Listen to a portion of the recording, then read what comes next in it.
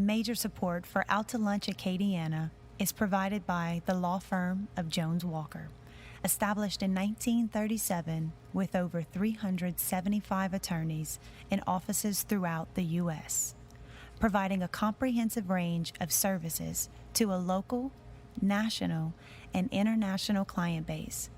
JonesWalker.com. Support also comes from Wyndham Garden Lafayette. From Social on Johnson Street in Lafayette, we're out to lunch with Peter Raschuti. Peter Raschuti is Professor of Finance and Director of the award-winning Birken Road Reports. It's business, Acadiana style. Hi, I'm Peter Raschuti. Welcome to Out to Lunch. If you're a certain age and in business, you might have had a business midlife crisis. It's not about getting a tattoo and a Harley Davidson. It's about being confronted with a massive change in the way business is done and deciding what to do about it. If you started out before the internet, before apps, before social media, and in some cases before the computer, the relentless onslaught of technology drives you to the point where you either throw up your hands and decide to be a Luddite, or you actually embrace the change. Tim Supple has embraced the change, and in a big way. For years, the multi-billion-dollar Acadiana oil and gas business depended for its existence on a breed of hydrocarbon cowboys called landmen. A landman secures the leases and rights for an oil and gas company to drill wells. That's not nearly as simple as it sounds. It can involve masses of contracts, phone calls, promises, handshakes, lunches, drinks, scraps of paper, maps, blind alleys, and frequent expensive miscalculations. Tim Supple and his partner came up with a way to take all the disparate inputs oil and gas company landmen accumulate and assemble them in a whole new way, online. They created a web-based version of the Acadian hydrocarbon cowboy and called him iLandman. In a tough time for oil exploration, iLandman is giving over 1,500 subscribers a much-needed edge. Tim Supple, welcomed Out to Lunch. Thank you very much. Chad Terrio is on the other side of the tech revolution. Although Chad grew up in Breaux Bridge, his upbringing sounds more like a kid in Silicon Valley. Chad started working with his father in the family business, CBM Technology, at the age of 12. By 15, he was a computer programmer. Chad went on to create the first automated system that uses voice to produce a transcript for court reporters and has designed and developed software for a wide range of companies, including UPS and the Kellogg Corporation. In 2011, Chad and his business partner bought out his dad's company, CBM, and for that reason, Chad is living back on the Silicon Bayou in Breaux Bridge. Chad Terrio, welcomed Out to Lunch. Thank you very much. Now, Chad, I'll start with you. You are part of the first generation to grow up in the tech business. One of the traditional advantages of being in business for a long time is the institutional knowledge that experience brings. But how does that work in the tech business where things change so quickly? Even just as a consumer with an iPhone, it's difficult to keep up. Is everything you learned 20 years ago useless? Or do you have to continually keep relearning? And if so, when you're doing everything else that goes into running a business, how do you make time for that? That's a really good question, Peter. I think a lot of it really does continue to benefit you from generation to generation because regardless of what the technology is, you still have the same kind of problems with adoption and the same kind of problems with how to implement different kinds of solutions. So I guess the names and places change, but the story remains the same. We still have to deal with the same kinds of how do we deal with more information? Because it's always more, it's always better. And so whatever we're doing, we're trying to just increase those capabilities. And the same ways people have trouble with that are the same things that we have to overcome. And Chad, you're in a really sexy part of this. You help companies prevent hacking, and then if you've been hacked, kind of get you back on. Right, and that's the biggest part of what we're doing nowadays. We came from the mainframe era where we had housed everybody's data, and then we went through the 80s and 90s where everybody had their own private networks, and it was always about thick clients. Well, it's all going back to the cloud now, where again, all of your information is stored in one central location, and that problem, the problem that brings is that you have people who, don't have procedures in place. And the biggest problem we find is that people put their data in, but then they don't have a real good concept of how to handle that data if ever it got compromised, right? And so we help our community to understand what it's like to recover your data. So when we find a compromise, we'll identify it, we'll let the customer know, let them know that they've been restored as of 30 minutes ago. Well, they've got to recreate that 30 minutes of data, right? So if I get hacked by the Russians, I should call you? Absolutely. We have them on, we know where they're at, and we know how to fix it. Now, Tim, in retrospect, the advent of an advance like iLandman was inevitable. The acquiring of leases and drilling rights for oil and gas exploration is the backbone of the business, so taking it online was something that obviously had to happen. As a person who was in the landman business, but not in the technology business, how did you come to decide that you were the guy who was going to become the oil industry revolutionary? Well, I read a book 20 years ago by Milton Friedman, and it's called The World is Flat. Yes. And in that book, they said that there were more U.S. tax returns done in India than there were in the United States. Okay. So what it keyed to my mind, and with watching the advance of the internet, was that all communications would eventually, and all businesses would run across the internet in some form or fashion. So to us, it was a very logical step.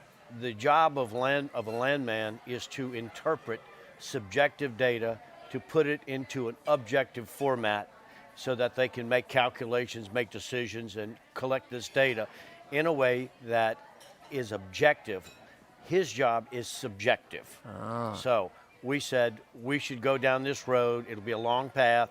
And the landmen, unfortunately, are the last group to adopt technology. So it's been a slow road, but it's been a fun road because we, along with others, not just myself, not just iLandman, but we are transforming the industry. And tell me how it starts in the beginning. An oil and gas company, E&P company decides they're interested in a piece of acreage, and then that's where you start? Yes, an oil company, just take an Exxon. Exxon will have landmen in their office for a certain district like Gulf Coast. He will hire a broker. A broker is a landman who has sub-brokers under him. They will say, we want to buy leases in this general area, or this specific area, I should say. He will contract one of his broker contacts. That guy will hire 10, 20, 30, 40 people who are independent contractors to go out and begin to run title, contact landowners, negotiate leases.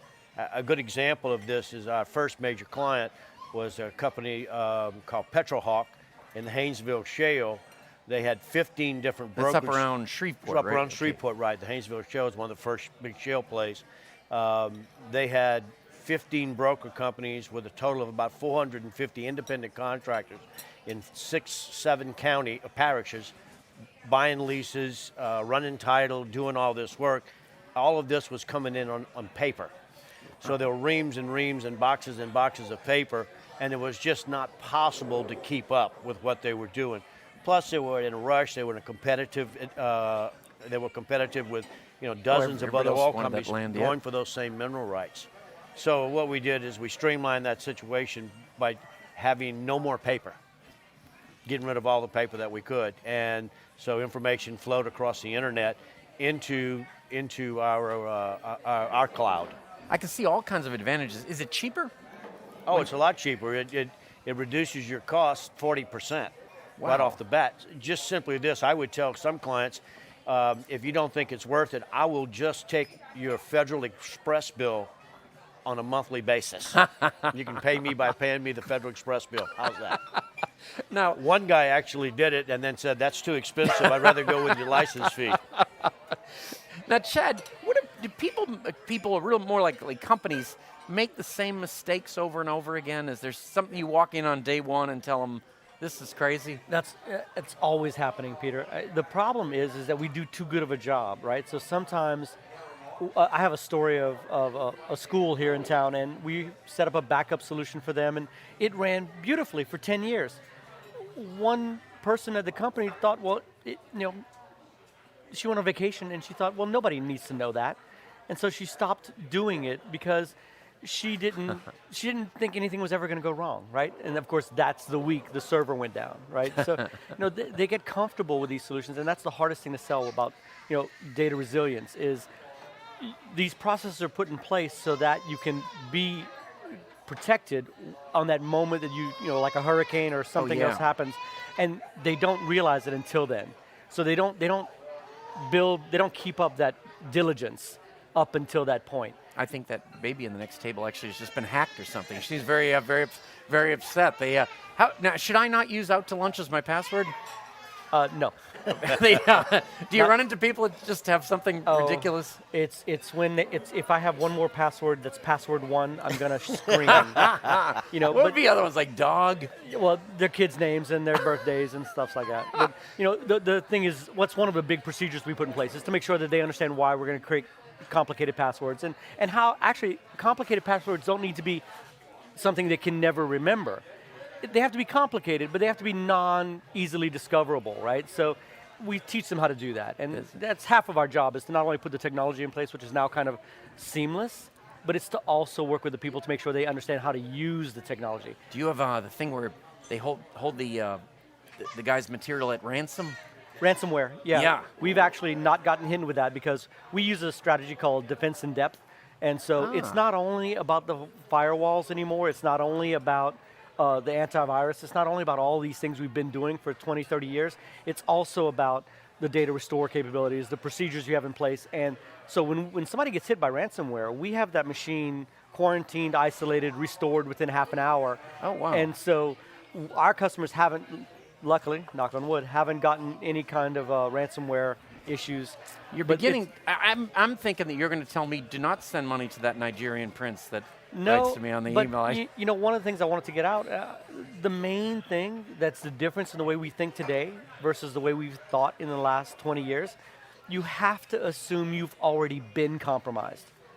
You have to live with your data in such a way that you've already been compromised. So when you deal with the bank, make sure you never send one communication to the bank with everything in it.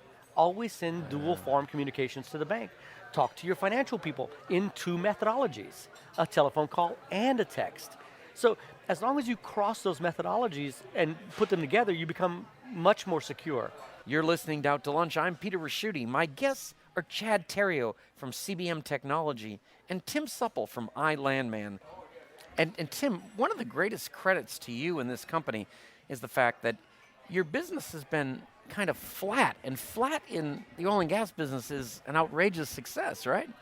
In the last year, we've had about 15 to 20% growth every year over year. Yeah. This year we're flat, and a lot of our clients, quite frankly, went bankrupt, went broke. We've replaced them with new clients, and we saw this as a great opportunity. The hardest thing, and I'm sure he will be able to speak to this, getting people to adopt new technology. The hardest thing is to go into a big company and say, we have a better mousetrap. They are very, very reluctant to adopt anything that means change, because they've been doing it this way for 20 years, and it's huge. So what has really happened in our sector of the business is the older companies have now been broken up into smaller companies. In fact, of our last 20 clients that we've gotten in just this last year, I would say 15 of them didn't exist 2 years ago. So they're all brand new, they're new money, they're new markets, they're new guys, they're new people, just starting up. We've had a couple of people who have started with us and said, well, we don't have an office yet and won't have one for a month or two. So where do we send, where would you like to send the mail or whatever? Yeah. And so that's what happens. These are brand new companies, and so it's really been a great thing for us. I hate to say it. Yeah. But new companies, new technology, new adoption. Why are new people getting into the business? Because it's predictable. When we were drilling wells, when I was in the exploration business, we were lucky if we hit 1 out of 5, 1 out of 6 wells. We were drilling down here these conventional dome type plays, which was adding most of the reserves in the United States. That's gone away. The shale plays, the production is fairly ubiquitous over large areas of land, like the Haynesville Shale. Yeah, so one guy puts it this way: I would say it's as easy as shooting fish in a barrel, but you might miss shooting fish in a barrel. You're never going to miss because you know exactly what you're going for. You know exactly what you're doing. There is always the question of the economics of it. Is the commodity price high enough to offset the cost of exploration? These are high decline wells. They don't have a lot of large production from them, but they have long-term production on a very low scale. So basically, Wall Street loves a financial statement. They love a cash flow statement. When we were drilling wells, we wouldn't even run a cash flow statement before we drill because the chances are we weren't going to need it. Thus, no cash. These wells always have a cash flow statement. We know that we're drilling these wells so close together, we're just mining right now. So the ubiquitousness of the production from well to well to well and area to area, within a certain area, geographical area, is so common that you can actually run the cash flow and know the worth of your company before you get there. So people are getting into this business because it's a whole different game, I guess. It's a whole different game, and there was more money raised last year in the oil and gas exploration than has ever been raised in the history of the United States. That would shock a lot of people. Yeah, because there's so much of it. It's lower yield. But it's less risk, and it's people love it. Wall Street loves it. They have something they can sell. Now, Chad, Tim, this is the part of the show we call your brother-in-law. You're finally wrapping up a long day at work. When your phone rings, it's your brother-in-law. Normally, he only calls when he wants to come over and figure out why his internet's not working. But this time, things are a little different. Start out with you, Chad. Your brother-in-law has a great idea to get you some big-time publicity. This is completely off the record, of course, and he's prepared to do this just for you. If you just give him airfare and a few $1,000, he'll go stay in the British Virgin Islands or Malta or someplace with a beach that you can't trace an IP address, and he's going to try and hack into whatever big business you tell him, maybe even the Fed.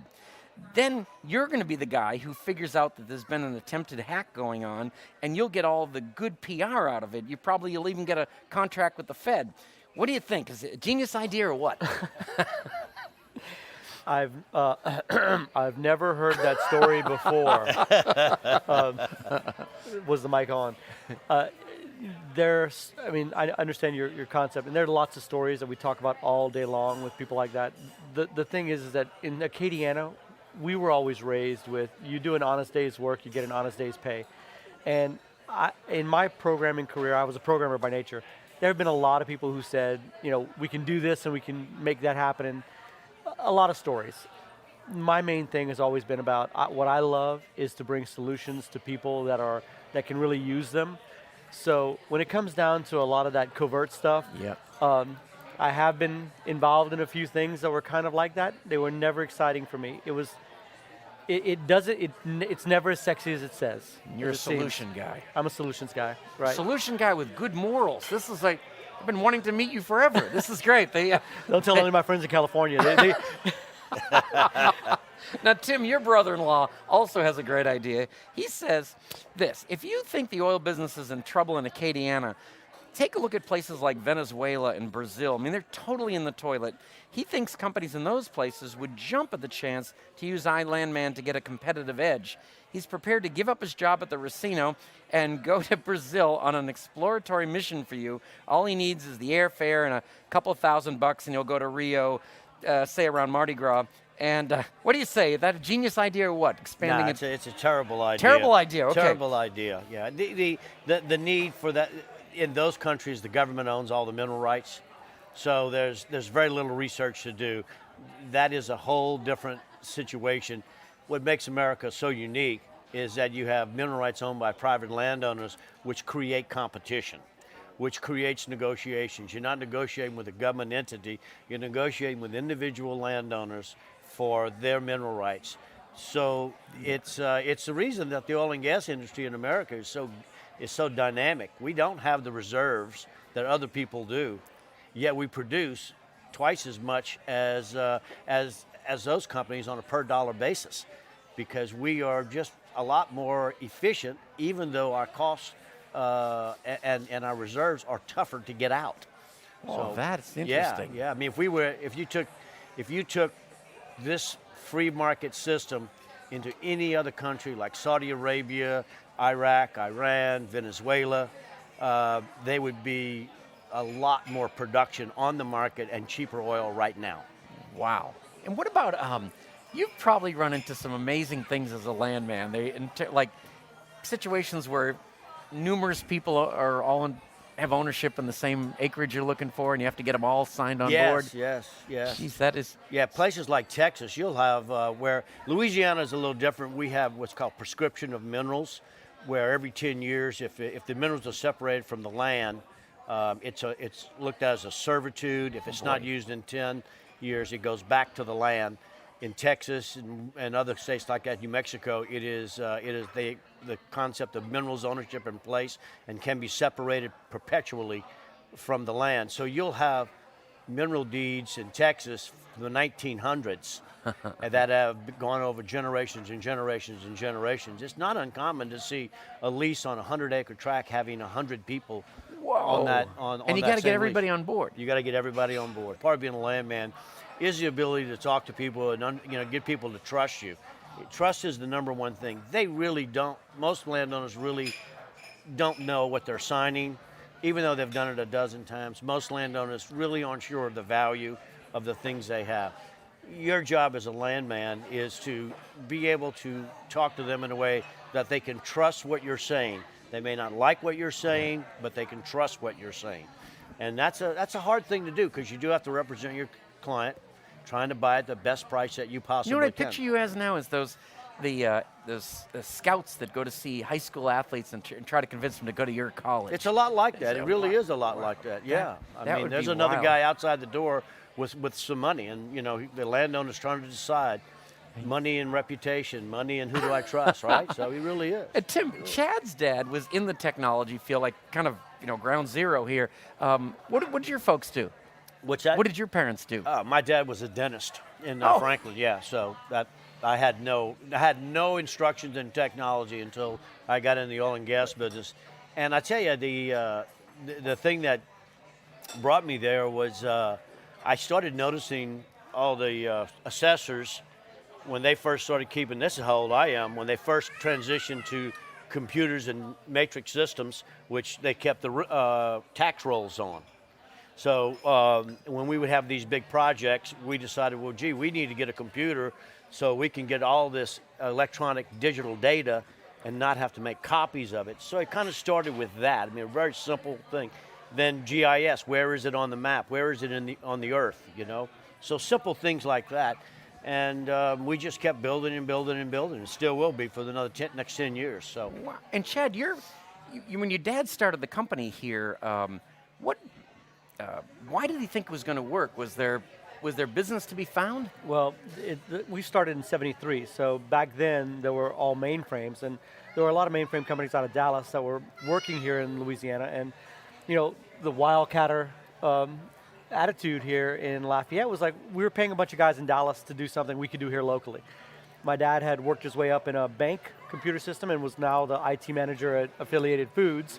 And so he ultimately got together with a couple of oil men here in town and some doctors, and they created CBM. And so they started providing services here locally back in 1973. And that's been what we've been doing. We've moved, we're constantly doing new stuff. So we moved from mainframe when the Super Minis came out and when the networks came out and going down to PCs, and we went to the thick client. And of course, it's kind of funny now to go back to the cloud. Yeah, we're going back. Yeah, it's like backwards. We have a lot of the procedures we used to use back in those days, and we're like, we should brush those off and start using them again. So our experience in that area actually helps us. You mentioned earlier about, does any of the information in history we have help us today? It really does, because as Tim was saying, the adoption is the hardest thing. If it's worked that way for 20 years, why do we need to change it? Having people understand why they've got to change to better themselves and to keep themselves relevant in the current economy is one of the things that we have a hard time with, and we try, and that's where we really shine, because we get to know who these customers are. We've been around a long time. We have a lot of connections, and so we help these people move through the technology field. Not every technology is something you have to implement, so we help them pick and choose which ones work for them, and so we're not a cookie cutter type thing. I don't have one solution that fits all, but we customize our solution for each of the people that we go for. Now Tim, with the advent of shale, has your business all over the country. Yes. What about you, Chad? You have a footprint? Or? Yeah, there are really four parts of our business. There's a hardware part of our business. That's really mostly local, right? Because we drive trucks and we set up networks and we set up camera systems and access and all that stuff. And then we have a real-time business, which is online backups and domain hosting and all that kind of stuff. That's 724, 365. That can be anywhere in the country. And then we write software. So we write custom software. That we're writing software for people all over the U.S. We've been talking a lot on this show in the past few months about how Acadiana is going through a transition from a largely oil and gas economy to an exciting diversification that includes an emerging tech sector. It feels like the tech world has suddenly appeared, but actually it's been growing gradually. It's not all the result of a bunch of smart people moving here. A good chunk of it is homegrown. Chad and Tim, you're both part of the homegrown tech revolution that is changing Acadiana. It's been great to meet you, and we look forward to keeping up with you in the future. Thanks both of you for taking the time to join me today on Out to Lunch. Appreciate it. Thank you very much. My guests on Out to Lunch today have been Tim Supple, president of iLandman, and Chad Terrio, president of CBM Technology. You can find out more about Chad and Tim's technological ventures by following the links on our websites, krvs.org and itsacadiana.com. Today's show is recorded live over lunch at Social Southern Table and Bar. Social is open 6 days a week for lunch and dinner and for brunch on Sundays. The producer of our show is Grant Morris. Our technical producer is Eric Merle. Our researcher is Ann Christian. Our theme song, Encore Monsieur Nice Guy, is written by Mitch Foreman and performed by Mitch Foreman and Andre Michaud. Our Acadiana business consultants are Pete Prados from Innovate Acadiana, Zach Barker from The Opportunity Machine, and Dr. Blake Escaday. If you want to know what we all look like, and you should, you can find photos from this show on our website and Facebook page. The photos were taken today by Gwen Oquam. You can get this show as a podcast. You can listen to past shows. You can keep up with us on all kinds of social media by going to our websites, itsacadiana.com and krvs.org. Support for Out to Lunch Acadiana comes from Wyndham Garden Lafayette, located off Pinhook near Calise Saloon. Wyndham Garden Lafayette is pet and family friendly with free parking, free Wi-Fi, and a free shuttle within a 3-mile radius that includes the airport and downtown restaurants. Additional support comes from ABiz Magazine and AcadianaBusiness.com, the essential information source for business decision makers throughout the One Acadiana region. Out to Lunch is a production of I&O Broadcasting for itsacadiana.com and KRVS 88.7 FM. I'm Peter Raschuti. Thanks for joining me. I look forward to meeting you again next week around the lunch table for more business, Acadiana style, on Out to Lunch. Major support for Out to Lunch Acadiana is provided by the law firm of Jones Walker. Established in 1937 with over 375 attorneys in offices throughout the U.S., providing a comprehensive range of services to a local, national, and international client base. JonesWalker.com. Support also comes from Wyndham Garden Lafayette.